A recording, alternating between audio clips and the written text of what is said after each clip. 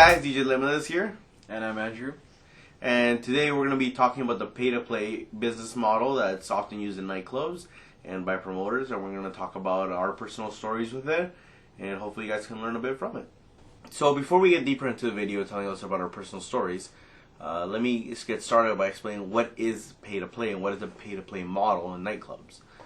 Pay-to-play is normally when promoters have to get people to sell tickets, especially DJs. So DJs would have to sell tickets, and they would get some cut from the tickets. Sometimes it will be a percentage, sometimes it will be a certain amount of dollars, but normally that's how it is. And if you don't sell enough tickets, well, a lot of times you won't be playing, right? That's kind of how it is. They'll also supposedly pay you for your DJ work after you've already paid them a lot more. So for example, if you're selling 100 tickets, right, you could be paying $800, and then you're supposed to get $5 off each ticket, which realistically is impossible to do, right? And then the idea is that they'll pay you $100 for your night's work, which really is not a lot considering you have to sell tickets and put in a lot of effort. This is generally not advised. I would never advise it to anyone after my previous experiences and my other friends' experiences. It does give DJs some opportunity. If they want to say, yeah, I played at this club or whatever, it does give you that opportunity to put that in your DJ resume or your press kit. But in general, it clearly is an awful thing based on what you're about to see from our previous experiences. Alright, so the first time when we went there, he asked for the money, gave him the money, we asked for our cut. He said he'll pay us back when after we play. After we played, we had to chase him down for that $100. We couldn't find him. It was like a nice 30 minutes we had to look for him. We finally got him. And what happened after that? We got the money, went home, messages us a couple months later saying, you want to do another gig? Sure. Can you guys sell this much more tickets? So I think it was about 10, 20 more tickets. The price was a little higher. Our revenue was a lot smaller. I think it went from $5 to like $2 at that time.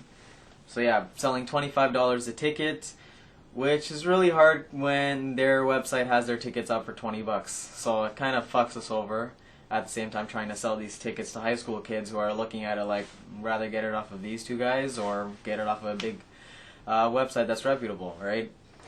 And another thing is that if you don't sell enough tickets, you have to cover it. If you can't sell tickets, they'll just replace you. There's so many DJs out there that can sell tickets. You're not the only one that actually can do it. So now let's talk about the promise of the dream. The dream that you're going to make it big. Like you're going to be playing on the biggest festivals.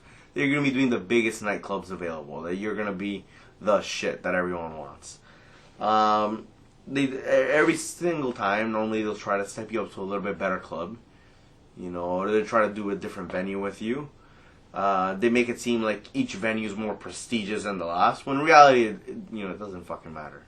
It's just fake promises of a dream. They're like, oh yeah, you're moving up and this and that, and they promise bigger clubs. For us, they promised one of the biggest clubs here in Toronto, Rebel, and they promised that we wouldn't even have to sell tickets. And that to us is like the dream. Like, yeah, why not? Nowadays we have little residencies that don't have to sell tickets. Turns out we didn't need a promoter and all that to really fucking get us there.